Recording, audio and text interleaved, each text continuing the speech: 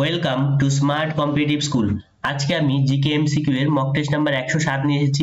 এর আগের পর্বগুলোতে আমি 1 থেকে 106 পর্যন্ত মক টেস্টগুলো কমপ্লিট করেছি। তোমরা যদি ভিডিওগুলিকে দেখে না থাকো তাহলে আমার প্লেলিস্ট থেকে সেই সমস্ত ভিডিওগুলিকে দেখে নেবে। তাহলে চলো আজকে যে নতুন প্রশ্নগুলো রয়েছে সেগুলো নিয়ে আলোচনা করা যাক। প্রথম প্রশ্ন কি বলেছে যে ইউনিয়ন কনস্টিটিউশন কমিটির চেয়ারম্যান কে ছিলেন? Option A Jawaharlal Nehru, option B doctor B R Ambedkar, option C doctor Rajendra Prasad, option D A K Munshi. তাহলে কনস্টিটিউশন কমিটির চেয়ারম্যান কে ছিলেন? প্রথম চেয়ারম্যান ছিলেন জওহরলাল নেহেরু। বিশ্ব উন্নয়ন রিপোর্ট কে প্রকাশ করেন? অপশন এ বিশ্ব ব্যাংক, অপশন বি জাতিসংঘ, অপশন সি এশিয়াটিক উন্নয়ন ব্যাংক, অপশন ডি কোনোটি নয়। তাহলে বিশ্ব উন্নয়ন রিপোর্ট এটি প্রকাশ করে বিশ্ব ব্যাংক। এটি কত সালে প্রতিষ্ঠিত হয়? কমেন্ট বক্সে কমেন্ট করে জানাবে। নেহেরু ট্রফি বোর্ড প্রতিযোগিতা কোন রাজ্যে পালন করা হয়?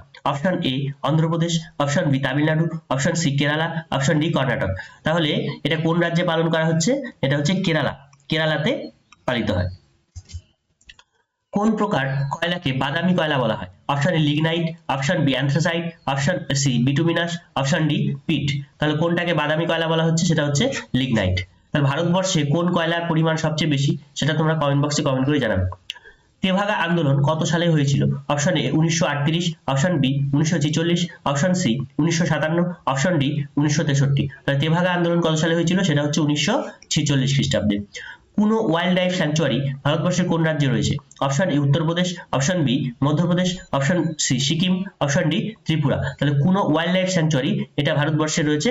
মধ্যপ্রদেশে।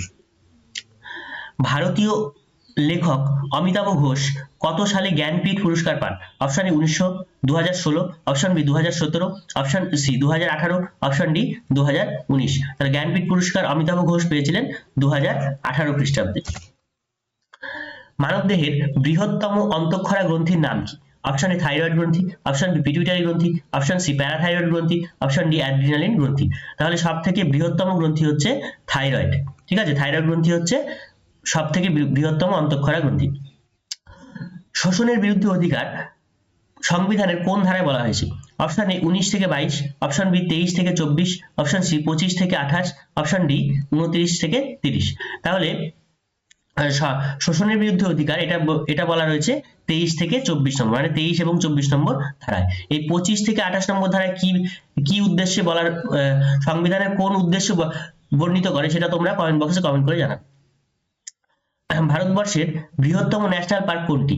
Option A Jim Corbett national park, option B Hemis national park, option C Ghana national park, option D Jaldapara national park. তাহলে ভারতবর্ষের বৃহত্তম ন্যাশনাল পার্ক কোনটা? সেটা হচ্ছে হেমিস ন্যাশনাল পার্ক। তোমরা 10 এর মধ্যে কে কত পেলে অবশ্যই কমেন্ট বক্সে কমেন্ট করে জানাবে।